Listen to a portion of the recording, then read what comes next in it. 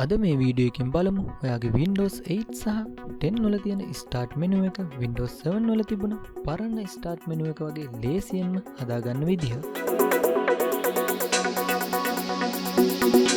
ඔයාලට කරන්න තියෙන Windows Classic Shell කියන ප්‍රෝග්‍රෑම් එක පරිගණකයට ඉන්ස්ටෝල් කරගන්න එක.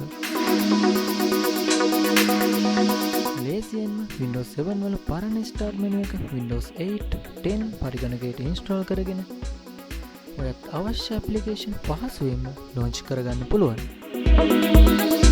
ඔයත් නොමිලේම මේ විදිහට ඩවුන්ලෝඩ් කරගෙන ඉන්ස්ටෝල් කරගන්න පුළුවන්.